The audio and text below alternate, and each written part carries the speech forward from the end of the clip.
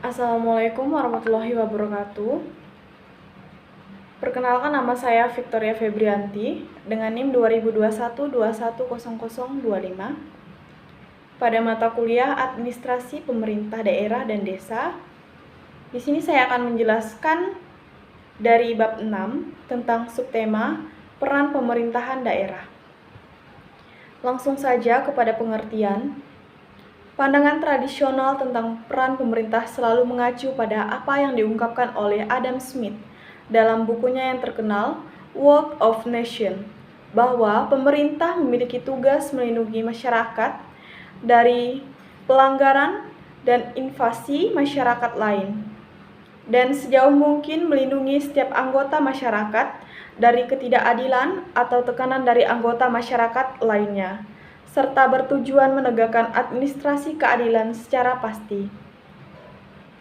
Selain itu, peran pemerintah daerah dalam memberikan pelayanan publik dapat tercermin dari penggunaan instrumen kebijakan. Dengan melakukan administrasi terhadap penggunaan instrumen ini, sebenarnya dapat diketahui bagaimana karakter pemerintah daerah apabila dibandingkan dengan unsur lainnya di luarnya.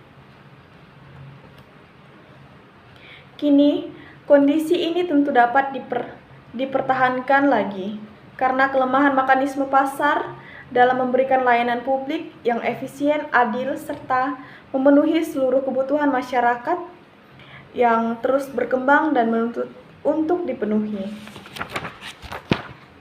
Beberapa faktor yang mempengaruhi kegagalan pasar tersebut antara lain adalah natural monopoli atas hal-hal tertentu sehingga harga tidak ditentukan oleh titik temu antara kekuatan pemerintah dan penawaran. Selain itu, faktor lainnya yang mengganggu mekanisme pasar adalah kegagalan pasar bebas untuk menyediakan public goods secara memadai karena kesulitan untuk memisahkan pihak yang membayar dengan pihak yang tidak membayar. Meski menaikkan layanan yang sama, kondisi tersebut memicu kesulitan pihak yang menawarkan pelayanan untuk memecahkan free rider problem dari Starlink pada tahun 1998. Menghadapi persoalan kegagalan pasar tersebut, lalu masyarakat menuntut pemecahan dari pemerintah. Para pemerintah lalu diperluas tidak lagi sekedar pertahanan, mengadili, dan polisial belaka. Peran pemerintah berkembang menjadi fungsi alokasi, fungsi distribusi, dan fungsi stabilitas. Fungsi alokasi menunjukkan peran pemerintah untuk mengatasi kegagalan mekanisme pasar dengan menyediakan public goods, atau dengan mengalokasikan seluruh sumber daya yang ada agar dapat dipergunakan baik secara privat maupun public goods, dan menentukan komposisi dari public goods. Regulasi yang dilakukan pemerintah juga termasuk dalam fungsi alokasi. Selanjutnya, fungsi distribusi merupakan tugas pemerintah untuk melakukan penyesuaian terhadap distribusi pendapatan dan kekayaan guna menjamin terpenuhinya kondisi yang adil dan merata. Lalu, fungsi stabilitas merupakan penggunaan kebijakan anggaran sebagai suatu alat untuk mencapai tingkat kesempatan kerja yang tinggi, tingkat stabilitas yang semestinya, dan laju pertumbuhan ekonomi yang tepat. Menguatnya peran pemerintah tidak berarti lalu tidak muncul masalah. Persoalan baru timbul karena pada dasarnya pemerintah juga tidak sempurna. Kegagalan pemerintah dalam memberikan layanan publik yang efisien, semerata, dan memuaskan disebabkan oleh berbagai bentuk faktor.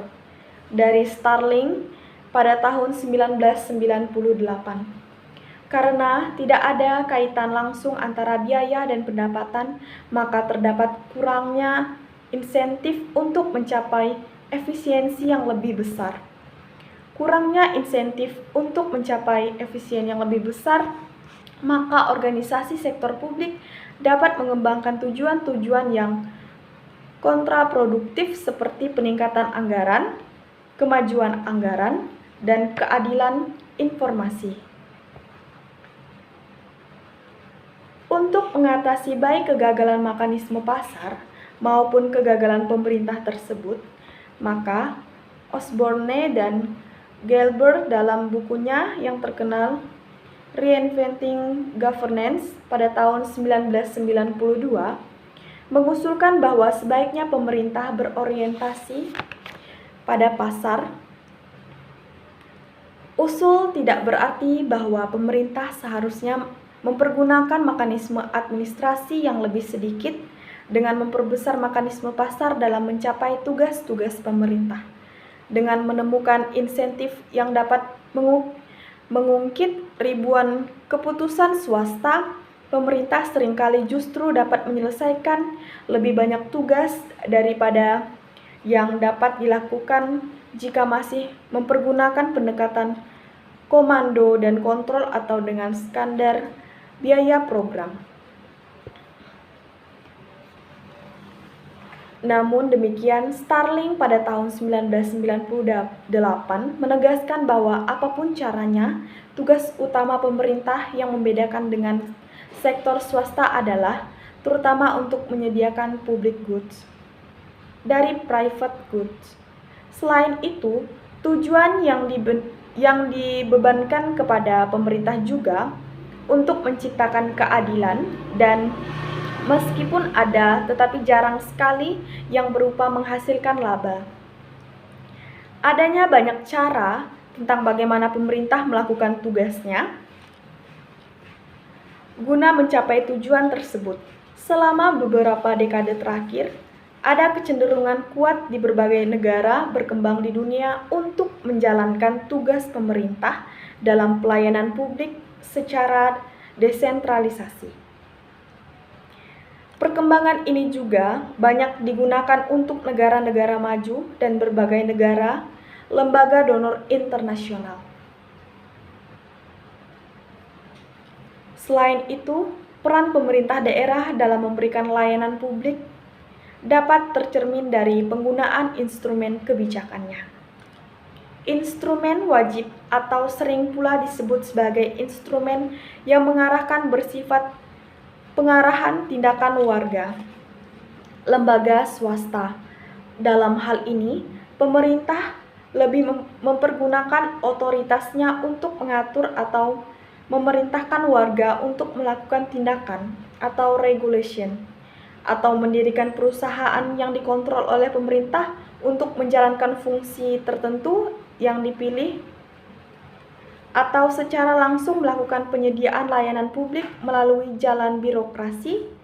Semua ini merupakan instrumen yang bersifat memaksa karena memberikan peluang kepada pemerintah untuk menjalankan apapun yang dikehendaki dalam koridor konstitusi yang luas ruang lingkupnya. Sehingga penggunaan instrumen ini seringkali justru membatasi ruang gerak pihak lain seperti individu, kelompok, ataupun organisasi di luar pemerintah. Selanjutnya, mengenai layanan publik. Untuk memahami dengan baik makna layanan publik, maka seyogyanya dibahas sensi daripada yang dimaksud dengan public goods. Konsep tersebut akan dapat dimengerti dengan baik dengan menggambarkan dalam bentuk yang paling ekstrim dan dengan membedakannya sebanyak mungkin dari berbagai sebaliknya. Public goods umumnya didefinisikan berkaitan dengan derajat yang menunjukkan dua karakteristik, yaitu yang pertama, konsumsi bersama yang menunjukkan tindakan rivalitas, dan yang kedua, non-exclusion. Public goods umumnya didefinisikan. Konsumsi bersama mengacu pada gagasan bahwa terdapat beberapa barang yang kemanfaatannya dapat dinikmati oleh lebih dari satu orang pada saat yang bersamaan. Karakteristik keduanya yang membedakan public goods dan private goods didasarkan pada non-excludability. Karakter ini disebut ada bila seseorang dapat menikmati manfaat dari suatu barang dengan membayar ataupun tidak atas kemanfaatannya tersebut. Selanjutnya, model peran pemerintah daerah. Pilihan demokrasi, pengguna instrumen kebijakan di antara beragam instrumen di atas ditentukan oleh berbagai faktor tersebut dapat didasarkan pada kerangka yang digagaskan oleh Leach, Sweater, dan Walsh pada tahun 1994. Dalam keterangan tersebut, faktor yang berpengaruh dalam 3 dimensi, yakni dimensi ekonomi, dimensi pemerintahan, dan dimensi politik yang berkaitan dengan bentuk demokrasi lokal. Penjelasan yang pertama, dimensi ekonomi.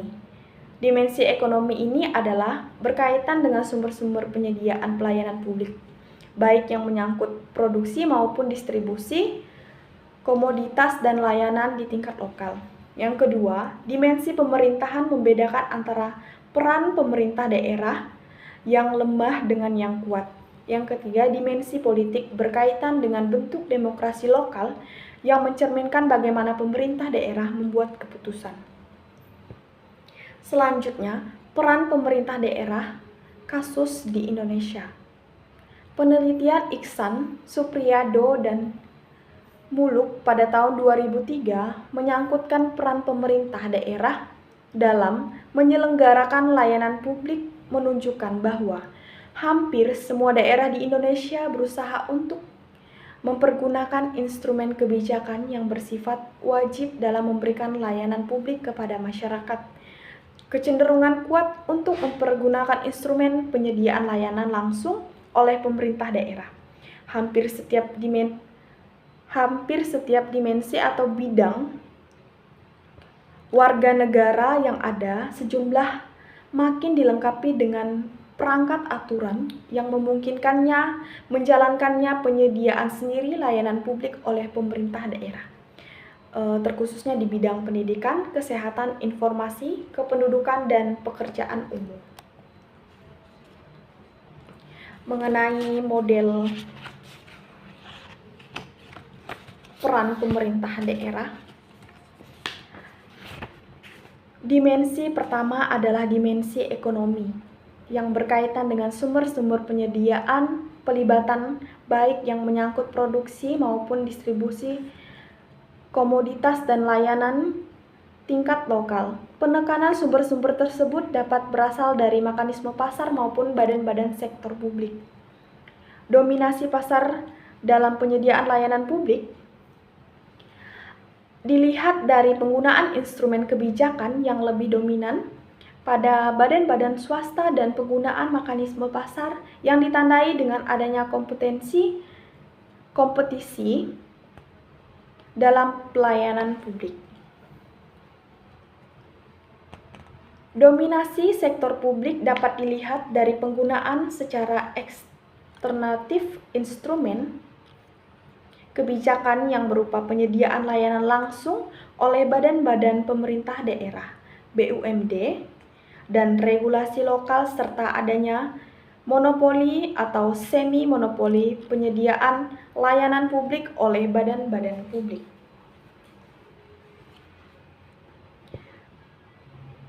Lebih mendalam lagi tentang peran pemerintah daerah kasus Indonesia.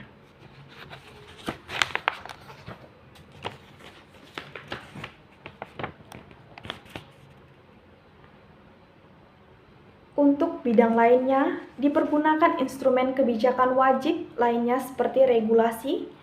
Hampir semua bidang dilengkapi dengan perangkat peraturan yang memungkinkan pemerintah daerah melakukan bentuk regulasi dalam pelayanan publik.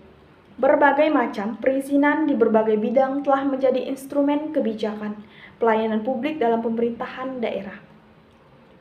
Segala macam perizinan ini secara formal diungkapkan oleh narasumber peneliti untuk memberikan pelayanan yang lebih baik kepada masyarakat sekaligus dipergunakan sebagai instrumen untuk meningkatkan penghasilan asli daerah.